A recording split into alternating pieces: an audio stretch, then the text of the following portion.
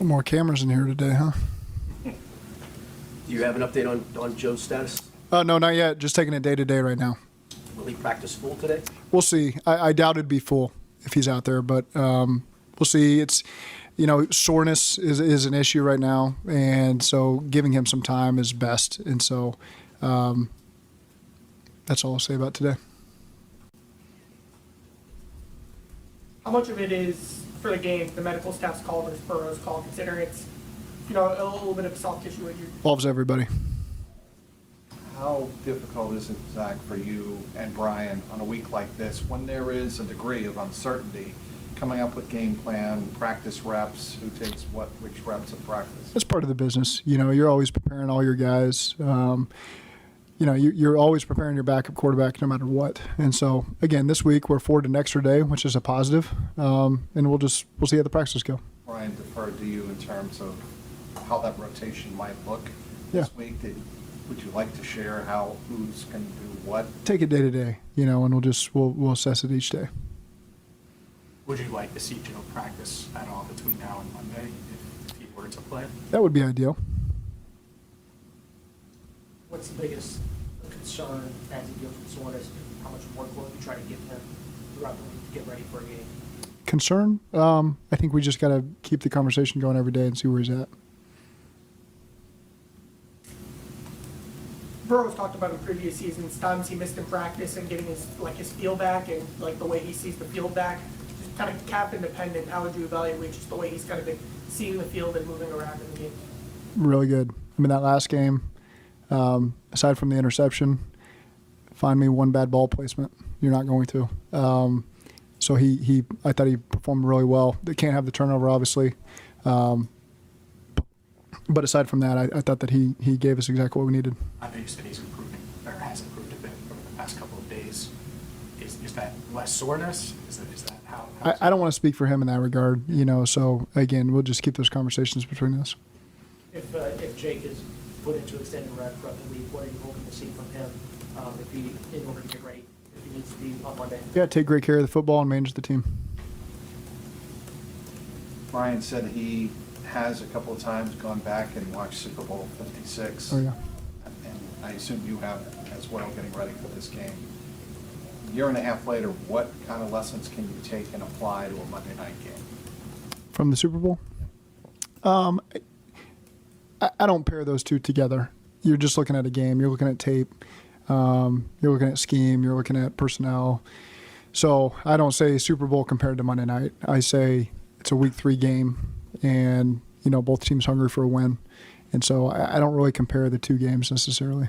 They have different personnel defensively. Yeah. Schematic similar, or are there a lot of major tweaks? No, I wouldn't say major tweaks. 99 still plays, Yeah. and you see him on the tape. They do a great job with the personnel that they've got. They put them in really good positions. They do a good job complementing their schemes. So again, I think they're really well coached. I got a lot of respect for the guys they got playing over there on defense. They do their job and they all do it well. And so again, it's a really difficult challenge. The Rams have really been- good start offensively.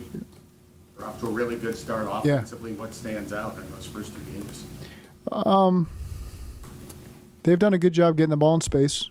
I would say that. Some of the way that they've schemed up some of their complementary looks, I think they've done a nice job putting teams in a tough spot. Thought their lines performed well. I think the receivers have been really efficient, with Cooper being out. They've gotten really good production out of those guys. Stafford's playing as well as he plays. He's doing a great job.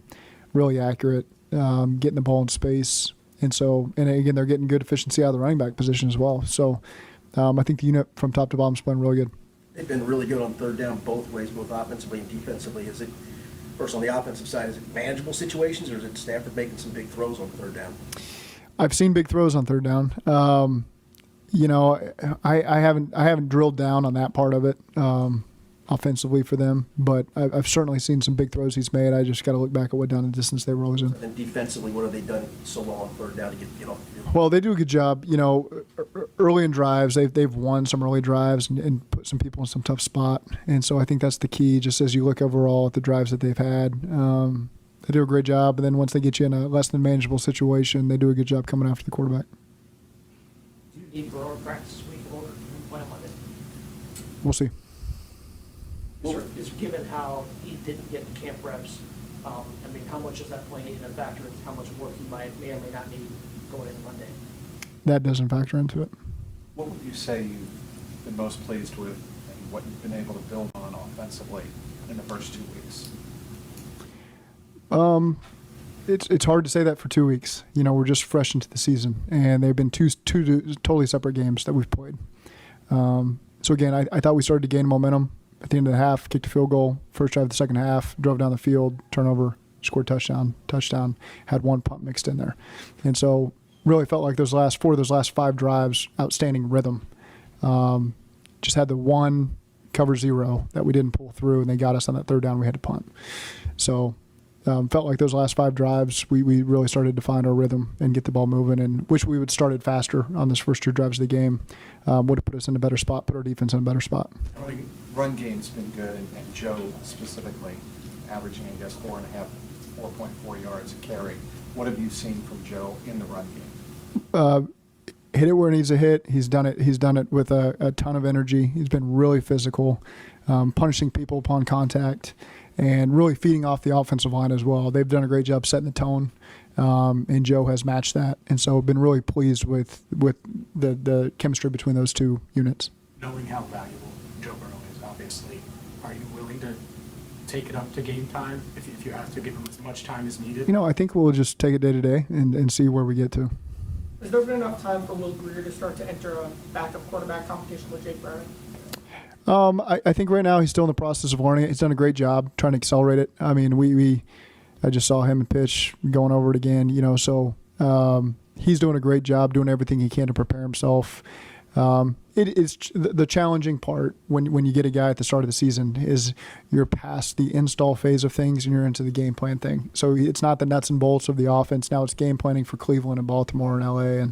And him mix and matching what he would be asked to go in and do if we ever got to that point during the season, and what we'd ask our other quarterbacks to do because of their time on task is a little bit different. But I enjoy being around him. He's what we thought he was when we got him, and we'll continue to evaluate him as we go.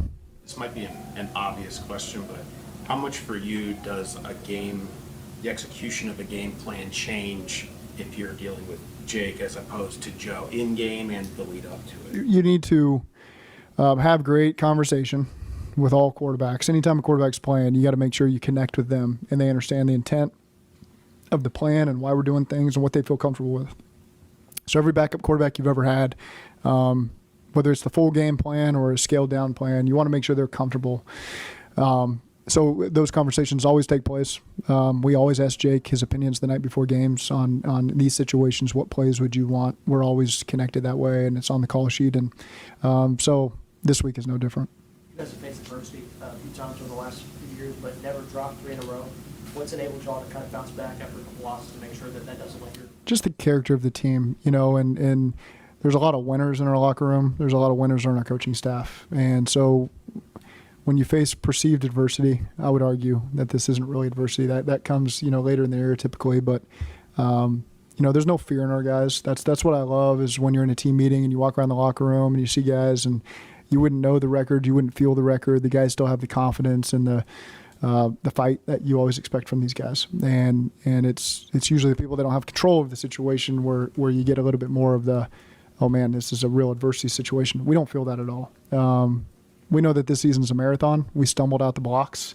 But again, we'll pick up the pace and feel like we'll be in good shape as the season goes. Would Burrow missing games be adversity? That's 11. I had this at 10.5. That was 11 right there. Okay. Might be 12, but go ahead. I mean, would that be adversity even this early, or would that be perceived adversity? That's a challenge. When you don't have your starting quarterback, that's a challenge. But again, we've invested time and effort into Jake, and Jake's matched that. And so, again, the guys on our 53-man roster are on this team for a reason. We believe in them. We know we're going to call upon everybody at some point, and the quarterback position is no different. Your other injured Joe Osai, prospects for him this week. Feel good about it, you know. So we'll see if it's a full practice today. You know, it'll be the first time doing that, but we'll get him out there and see what he can do. What do you make of 14 of the 16 AFC teams already having a loss 2 weeks into the season? I didn't know that, so we've got to process that for a minute. But it's a really strong conference.